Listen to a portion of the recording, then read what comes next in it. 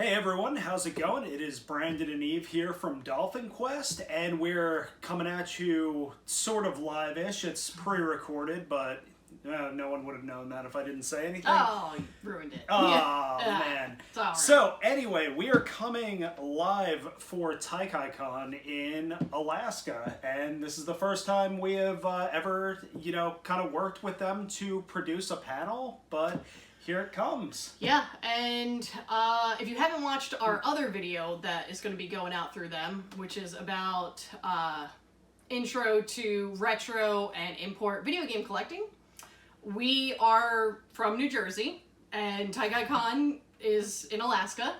So through the power of the internet, we are here presenting to you guys, and maybe you're in some other place too. But, for one, thanks for watching, and we totally appreciate our gracious hosts, and we hope to make it out there someday in the future. Oh yeah, definitely. Alaska's supposed to be awesome, so yeah. I would love to check it out. It's funny, everyone that watched the other ones probably like, oh, we've already heard him say this. Yeah, it's so big. Yeah. No, it's the truth. We said it twice, so it's twice as true. There we go. Oh, yeah. Okay.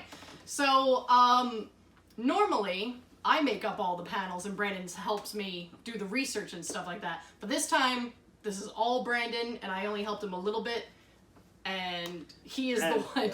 And this is Slug. You'll also see our cats coming in because they like to play fetch for some reason, and Slug's not paying attention. But she fetches, I'm telling you. Yeah, so it's all good. I'm actually just going to grab her real quick and put her right down. Yeah. So they'll probably be running back and forth because they got the night crazies.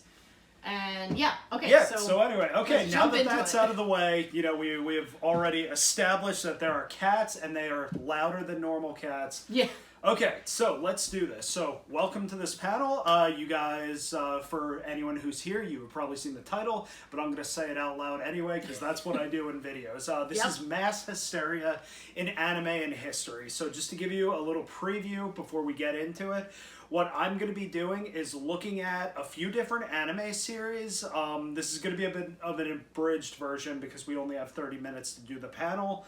But this is, I picked some good ones out, some pretty classic ones, as well as a couple that people may or may not have cared for, so we'll find out. But anyway, I am going to be taking them and comparing it to actual events in history that are along the same caliber. Now, before I start, just giving you guys a little bit of a disclaimer. I am not a doctor. I'm not a medically. I'm not. Yeah, trained. Exactly. I'm not. I cannot diagnose people, but I can speculate on anime and stuff. I was gonna say we can diagnose anime because they're drawings. Yeah, exactly. So anyway, all of my research and everything is done through the DSM-5, which I used very much along the lines of my education. So I know it pretty well, but this is basically the American standard for any type of diagnostic work when it comes to, any type of mental or psychological conditions. You got a fuzz, by the way. Oh, thanks. There we go. Yeah.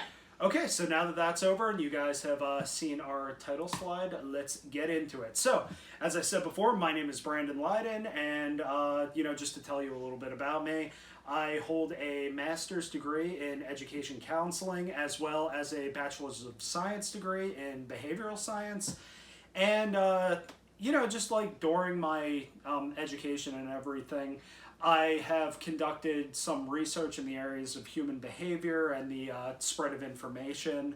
I spent a lot of time, writing papers about those subjects. So I'm glad that, I could kind of, since I'm more in like the counseling side now, I'm glad that I could actually, spread my, psychology wings a little bit, which is more with like theory and research and stuff like that. But you're going to see that. Yeah, and to something that definitely isn't normally talked about in college courses. I know, right? That we know of. I mean, there could be some, cool course I out could somewhere. create that course. Yeah. I might actually go to the local college and bring this to them. That'd be kind of cool. Do it. That would be really cool.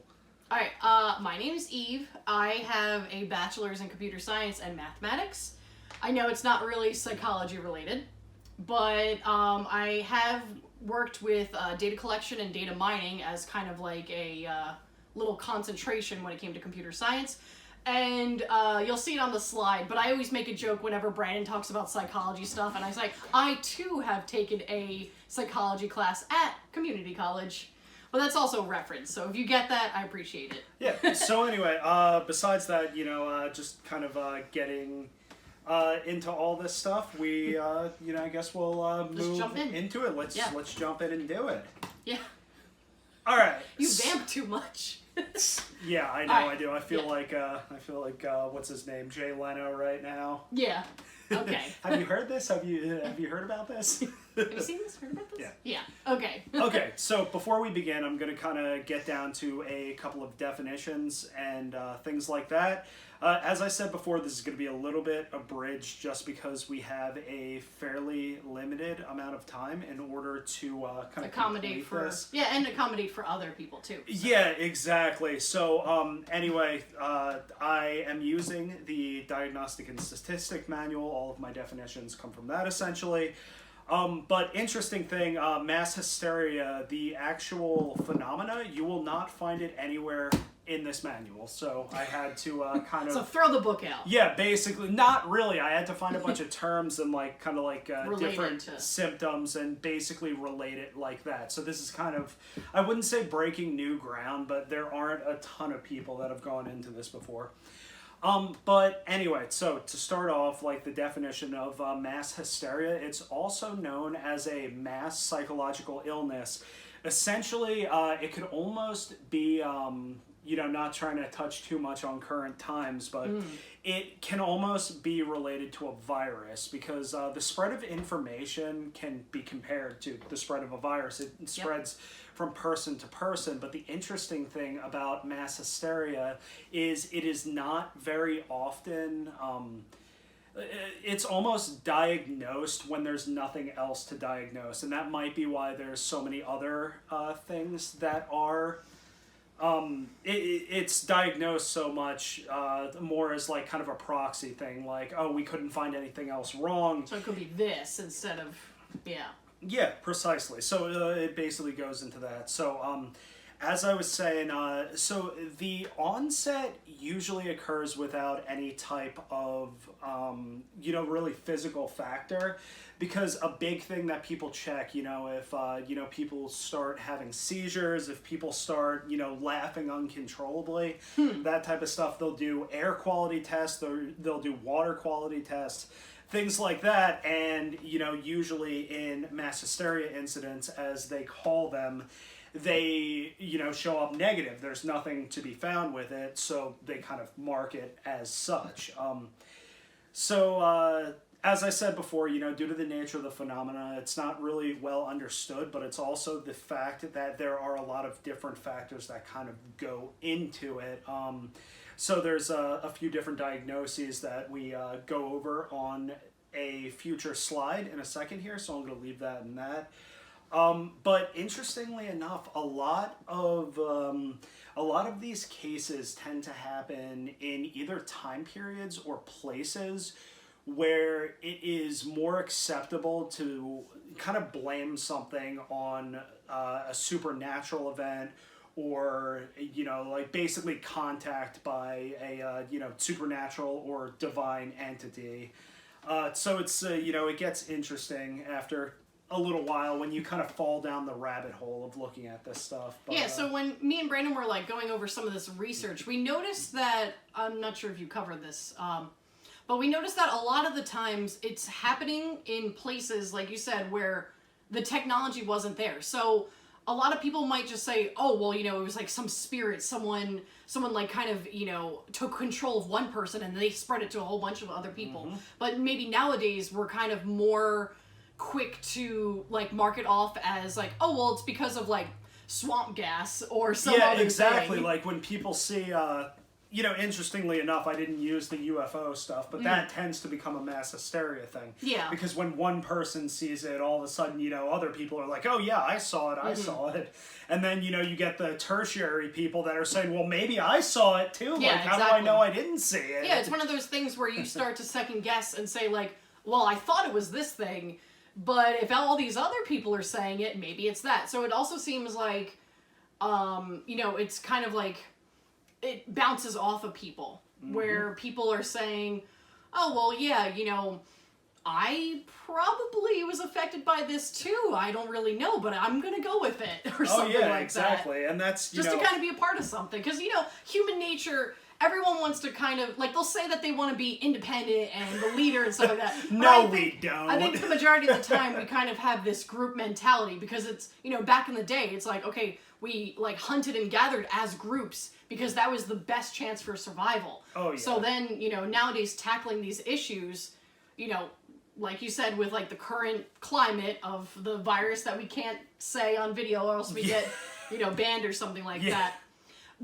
There's the mindset of, oh, well, if we all work together to, you know, flatten the curve, and we're all working together to stay home, or we are working together to, you know, provide, like, proper healthcare and stuff to everybody, that, you know, it'll go away. And then there's also the other people that are saying, oh, but if we're all together, even if we're trying to prevent things, it's going to make it worse. So it's like, there's kind of like two levels to this for the current day stuff. Even though it's not necessarily mass hysteria, you know, I think we could probably see, like, a little bit related to that. Yeah, exactly, and that's what it kind of comes down to, and I'm actually going to be covering a lot of that stuff because it also, you know, really covers, like, the power of suggestion and, like, you know, authority figures, because even if someone's an authority that you don't like, you are more likely for something to happen. But anyway, I digress. This is an anime panel, so let's get into the anime first. You got it. All right, so should we go in order, or do you want to, like, you know, do a random yeah, You sure. guys can't see this, but I have the animes up, and I'm kind of just randomly so, doing that.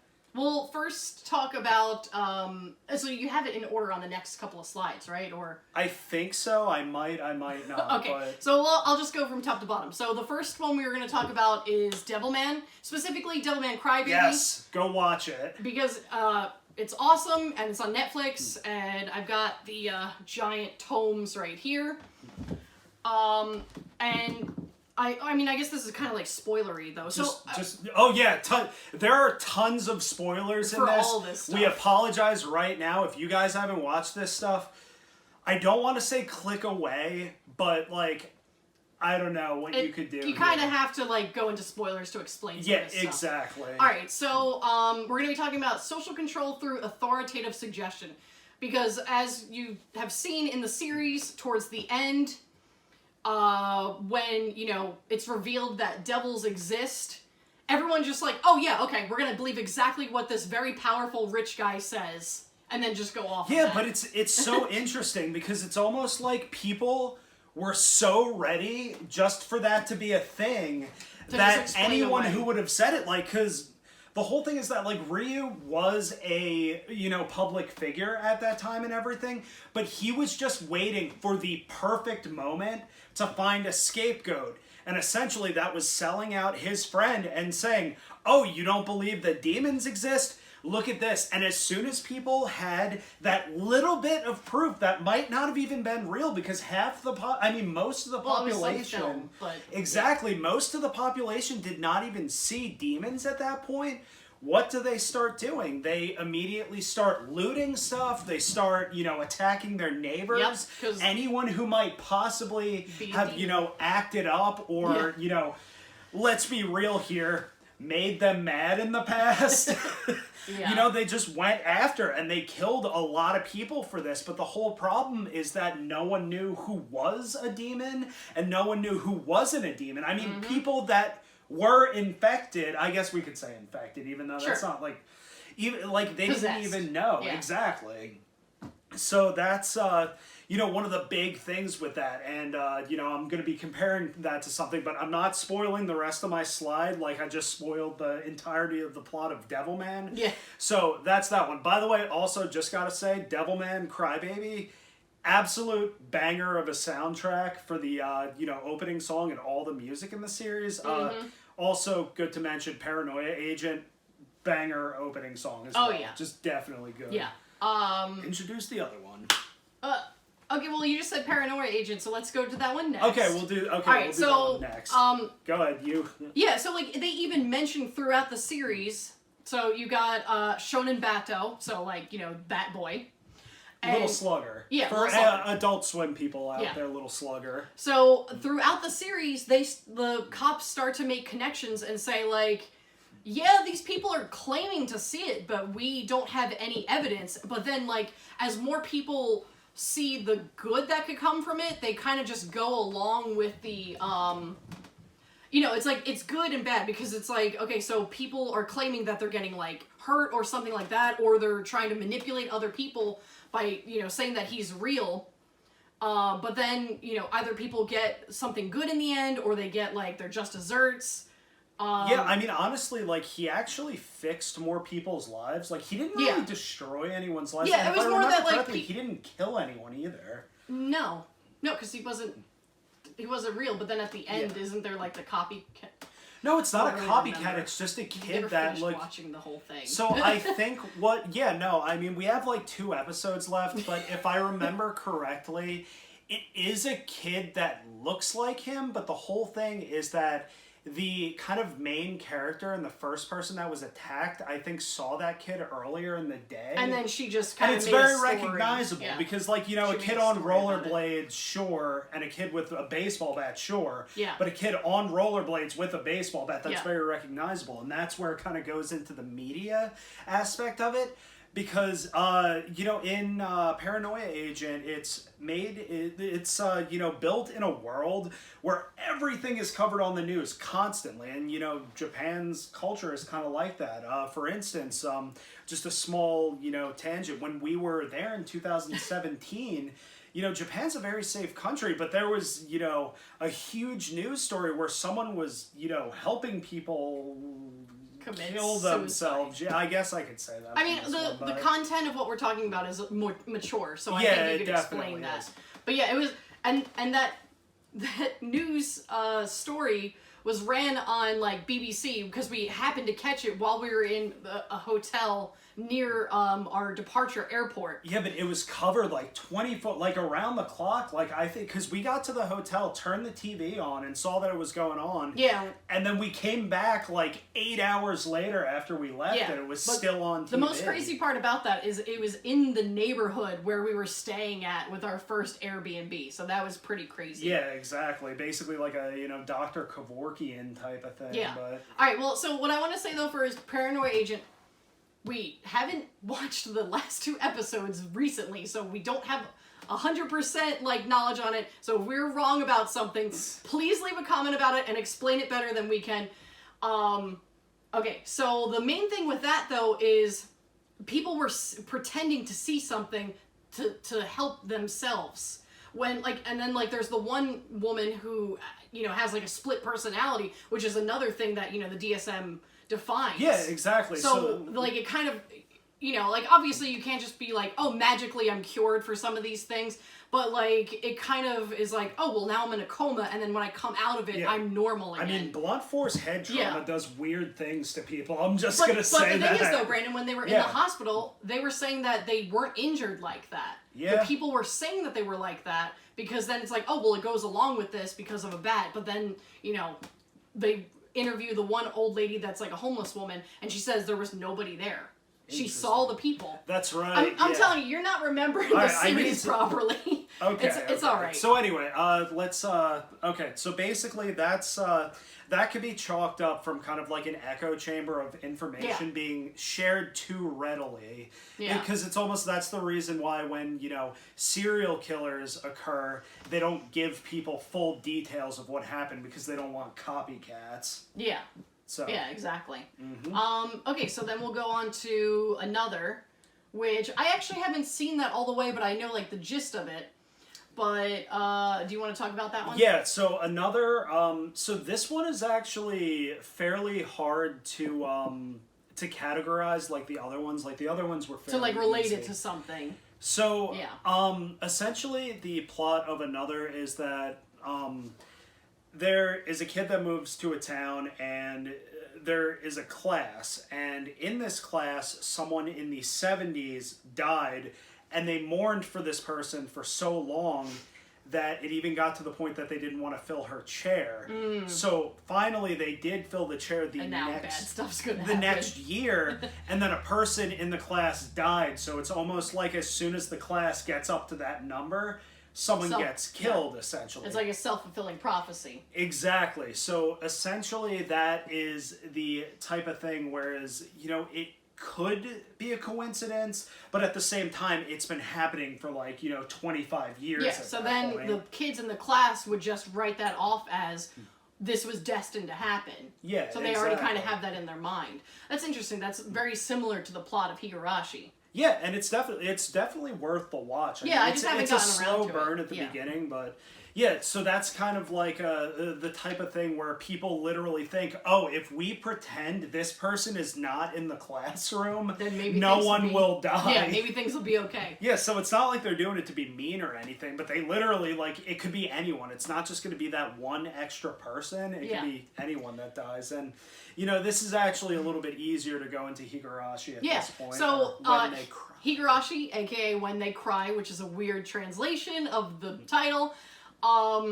So that one has to do with this annual festival where everyone knows in the town, it's like a very small town, it's like out in like, you know, kind of like the sticks, like maybe 200 residents. Yeah, so like everybody knows once a year during this cotton drifting festival, someone has to die. Now, it only has to be one, but there are... One person dies, one person disappears. Yeah, they go missing. Yeah. So it could be that they die, but they just don't find the body. We are... When we watch through this anime, which this is like a huge spoiler for it, so... When we watch through the anime, we're actually seeing different variations of how that night could play out. So we're... the main character we follow, he, like, just moved there with his family. So, of course, you know, he gets thrown into it, and then he's, like, meeting all the main, like, girls and stuff, and, like, they'll explain things, like, oh, you know, this has happened this past year, like, this person was missing and this person passed away. And then, you know, he starts questioning, like, why does this have to happen? There's no reason for it. But then the rest of the townsfolk are just saying, it has to, it's because of this festival. And then we start to realize, like, it's not necessarily a spiritual thing. Someone is carrying it out in certain situations. And then later on in the next season, you actually find out that those were different, like, basically alternate universes, like alternate timelines. Yeah. Like, it splinters out. It could have been any of those. Yeah, so exactly. That one's like, it's also... That one's more fantasy, but there was stuff that was grounded in reality with, like, you know, the older generation in that town was like, we have to maintain this. If we know that someone isn't going to, like, die or disappear, one of us has to do this. Yeah, exactly. So in other words, that's what I like to call a cultural justification. So in other words, it is something that has happened for a long time, but when you really look at it, it's everyone who dies or disappears basically has a reason for that to happen. So in other words, you know, if there's someone that's been, you know, snooping around, someone that breaks a rule of the village, you know, if they break a rule of their family, because there's prolific families that have very, you know, traditional dead set rules. For instance, one of the girls started dating someone, and because of that, they got rid of him. Yeah, because he wasn't acceptable to the clan's family, because it's like this very, you know, long-standing tradition that you have to be like with these types of people, and like this guy was like an outsider basically. All right, so why don't you talk about some of the historic? Okay, yeah. So we're gonna have to start moving a little bit quicker. So, for instance, I'm going to go over this one a little bit shorthand just because there's a lot to it, but I don't have the exact date. There was the Dancing Plague, which occurred in France, which it was out on a street corner, and as people would walk by, they would just start dancing for long periods of time. And when I say long periods of time, I mean like it could be a week, it could be 2 weeks. There were a lot of people that actually died from heat exhaustion from this, but you know, they were not able to figure out what this was. Now this was a long time ago. So it, you know, they didn't have really the scientific tests to kind of tell what happened. So, you know, easily this could be, you know, put under a case of pure, you know, mass hysteria. The next one's Spring-Heeled Jack, which I believe occurred in 1738. Yeah, 1738 in in London, and it's actually pretty interesting because when I looked at this, I thought it might have happened closer to when the Jack the Ripper Or thing been was related happening. to Jack the Ripper. Or been related to it, but this actually happened 50 years beforehand. So, and also the Jack the Ripper thing was an actual serial killer in London. Yeah, but they still don't know who that was. No, they have no idea. Yeah. So, but Spring-Heeled Jack, essentially, large, amounts of people would say, yes, I was attacked, and the guy hopped away. He jumped over a building. But just the fact that so many people were talking about it, it seemed like it could have been possible. Whereas, like, do I think it's possible that, someone could jump over a building like that? Who knows? But this was also, being spread. People were talking about this. And because of that, it might have been a very similar situation to Paranoia Agent. Yeah, sure. Anyone who lives in the continental United States probably remembers this one. So the killer clowns that were not so much killer. So this was an interesting case just because of the fact that some people thought they saw clowns when really they were just really paranoid about it. And some people were going out dressed like clowns and then just to scare people. And then, of course, you get the internet stories like, oh, yeah, my brother's aunts, uncles, cousins was killed by, one of those clowns, all that stuff. And then people started becoming more and more paranoid about it and thought that it was actually happening. So there was more and more information added to it, but no one ever figured out if it was... So that's one of those things where, since it's so recent and we do have this spread of technology, people still couldn't figure out, was it like an ARG? Was it promotion for, It the movie? Because that happened like right before it was really that. I think it was just striking while the iron was hot, but I just can't nobody really knows why that happened. I mean, maybe in the future, the first person that was like just standing on the side of the road dressed as a scary looking clown will come out and say, yeah, I started this whole thing. But we don't even know, because if someone says that, who knows if we're going to believe it. Yeah, exactly. I just can't figure it out if it was like real clowns or just people dressed as clowns. Yeah. But anyway, okay, so moving quicker. So the whole Charlie Charlie epidemic, which was like essentially a game where, kids would put two pencils stacked up like that. Like a cross. Yeah, like a cross, and they would say a chant, and, the pencils would say either yes or no, but... The problem with this is that kids started getting scared because their friends would act weird, basically saying that, they were being possessed. This happened in Colombia, I want to say. So, once again, that kind of goes into also here in America. Yeah, it did, but it was worse in Colombia to the point that schools there made it so that it was like an expellable offense to get caught playing this game. Yeah. But yeah, once again, in a cultural sense, people actually believe that their kids were getting possessed. More superstitious related to different cultures. Yeah, exactly. But meanwhile, here in America, kids would get freaked out about that because they're all into like creepypastas and things. That's what that's when those stories are being passed around. People will take videos and they'll be like, "Oh, it moved."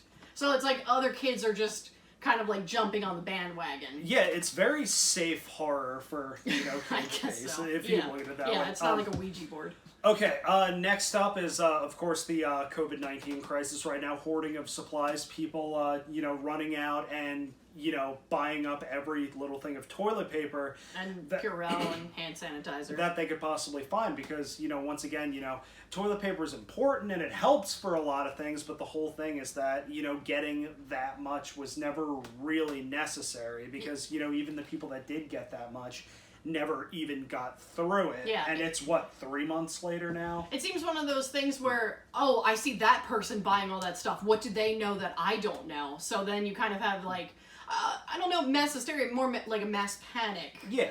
But, you never know. Yeah, who was the first person to basically say, get toilet paper now? Yeah, with the spread of Mr. Sharman? It might have been. Yeah, with the spread of information, it's almost as if it spread way too quickly, where people were taking things out of context, and then, I honestly think it happened because, when this first started, at least getting big here in the United States, it was still wintertime.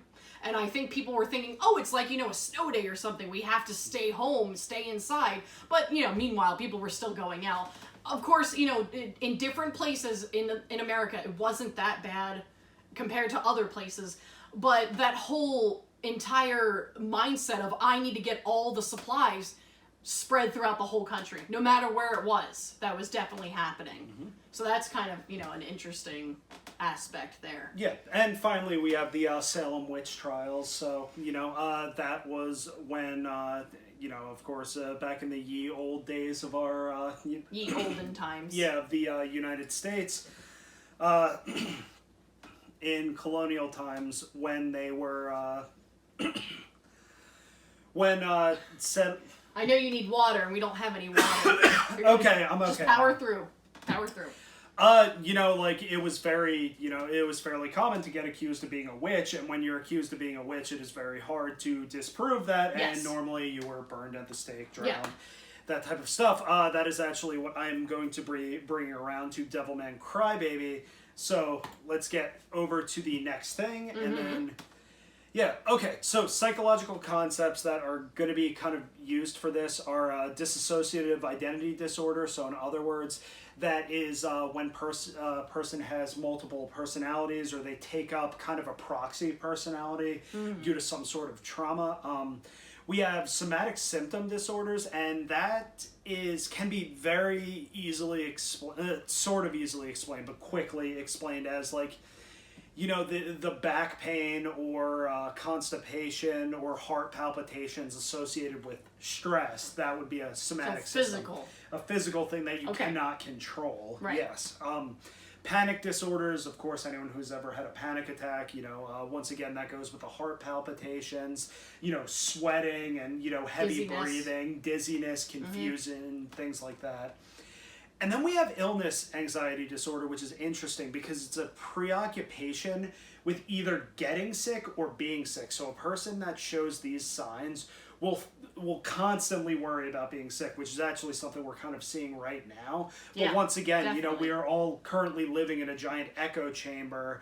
So we're, kind of trying to deal with it day by day. Yeah, I would say with that, though, we have to, if people are thinking that, oh, I'm so worried that I'm going to get this. And then you can't, just be mean to them and say, oh, well, you're not going to get it, so don't worry about it. Stop, saying things about it.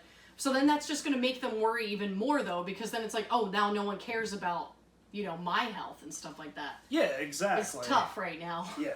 So anyway, getting to the actual comparison. So, looking at Devilman Crybaby, I was talking about, the concept of scapegoating. So, Rio, who is the, main antagonist, scapegoated Akira because he needed that to happen for the world to be plunged into chaos, and that's very much like the Salem witch trials. Yeah. Because essentially, Akira was being called out for being a demon. I mean, he was, but Rio made him a demon. In the beginning, he didn't want to do that stuff. Yeah, and he's also a good guy as well. Yeah. So, there were people that were, basically executed during the Salem witch trials simply because someone with a little bit of power, and towards the end, it was just anyone could have tried it was like if you had a vendetta against somebody. Yeah, thus the term witch hunt now. Oh, yeah, but although, if you think about this, though, we don't know if any of those people were actually witches.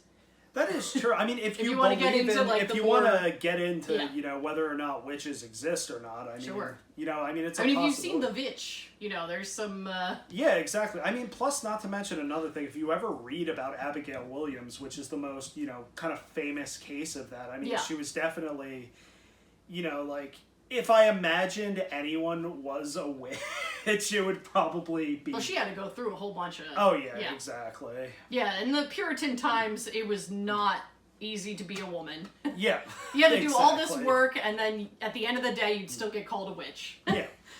Anyway, so Paranoia Agent, that could be easily comparable to Spring-Heeled Jack and the Killer Clowns. Because once again, which sounds like a really cool band name, by the way. Yeah, it's Spring-Heeled Jack. All right, no one take that. Yeah. But anyway, because of the fact that these people are seeing this, and whether or not they actually think they saw it or they're using it as an excuse, it's because they were living inside of an echo chamber. The news was telling them, oh, this happened. This exists. Yep. You're seeing it. I mean, this even kind of happened to me once. I thought I saw one of the clowns on the side of the road, but, you know, it was raining out, and there's no possible, like... Raining and dark and It scary. could have been, yeah. but, you know, it was raining out, so, and literally it happened like that, Yeah, so... but then that could have just been your mind playing tricks on you because you've been hearing so many of those stories. Yeah, exactly.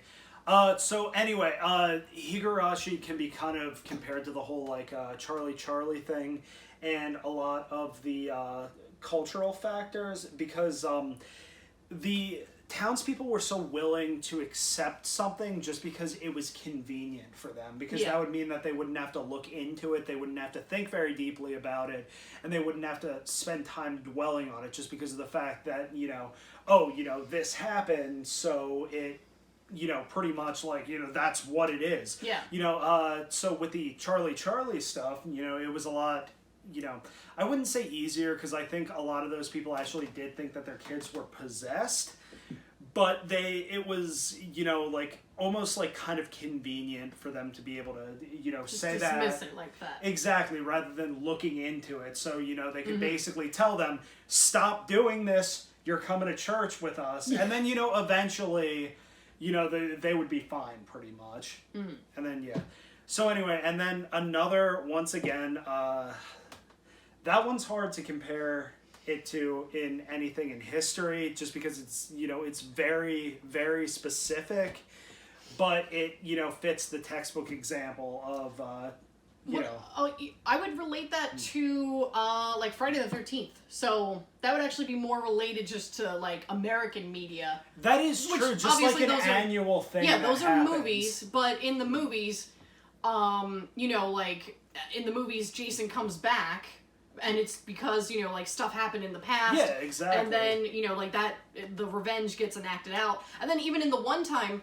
in what is it, part 4 or 5, where Tommy brings back Jason, and it's like if he just inadvertently, if he didn't mess with the body, he wouldn't have been brought back to life. But it's one of those things where it's like, oh well, it was the anniversary of Jason like coming back, so then he thought he needed to go there to stop him, but in the actuality, he brought him back to life. Yeah, exactly. And you know, kind of the final thing on another. It's interesting because it's almost like an analogy for, like, you know, letting things go, because the whole thing started because of how much they were mourning that person that died, and it literally cursed them. Yeah. So, you know, there's that. You know, it might just be kind of like it's a coming of age story, so it might just be a thing for, like, personal growth and stuff like that. Okay, so as for the spread of psychological, you know, mass psychological illnesses and disease, it's based very heavily off of confirmation bias. So in other words, you know, anyone who, you know, did something that their mom told them not to do, and then the bad thing happens and your mom says, see, I told you that would happen. That's a great example of a confirmation bias. So in other words, you know, when these, we'll take Devilman for instance, when Rio said, he's a demon, and then all of a sudden people see him transform into a demon a couple days later, they say, oh man, he was right about that, who else is a demon? And that's kind of what it takes. Once again, I talked about, you know, echo chambers and the media exacerbating issues. You know, sometimes you just got to take a break from stuff. If people could stop hearing things so much, their stress levels might go down a little bit, and you could avoid stuff like that. And finally, always consider that there are people that like to take advantage to cause chaos during opportune moments. Rio in Devilman is a great example of that. Anyone who decided to, you know, take care of someone in Higurashi is a good example of that. Yeah, and some of the people in Paranoia Agent, where they said, you know, oh, well, if I pretend to have gotten, you know, hit by this guy... yeah, I'll get off for this. Like, yeah, I can avoid, you know, being at fault for something else, or I could use this to further my career, other things like that. Yeah, exactly. And then also, you know, for instance, let's look at right now, like, people, like, hoarding supplies and trying to sell them, or, like, you know, even, like, in the video game markets right now, people trying to buy up as much as they can and just to flip it later. Yeah, exactly. So that's kind of like taking advantage of chaos for personal gain, and that's, you know... not cool. It's unfortunate, but anyway, that's enough of the scalper talk. Anyway, that's our presentation. If you guys have any questions about anything, you could get in touch with us, you know, via our email. I'll have that listed probably right behind me, or like over this way. Or our Facebook, or feel free to leave some comments on the YouTube video. And like Brandon said earlier, we're going to have a more in-depth video because we kind of had to, like, you know, run through a couple of things. So yeah, exactly. Like, we're definitely over time right now, and I apologize if it's too bad. Like, too long. It's too long, but... So, yeah, we'll definitely go into more detail when we get a chance in the future. But once again, we want to thank TaiKai Con for giving us the opportunity, especially since this is actually the first time we're running this panel. So, like I said, it's the abridged... Well, Brandon and I both said it's the abridged version of it. But this is kind of like our test run, so we would definitely appreciate your feedback. And if you guys have any other suggestions for anime to check out that is related to mass hysteria, please let us know. Yeah, anything psychological, just inbox us or something. Usually Satoshi Kon, and, you know, we even wanted to get into, like, Akira and other stuff like that. Perfect Blue, you know, Dead Man Wonderland, all that stuff. But it didn't quite fit, but...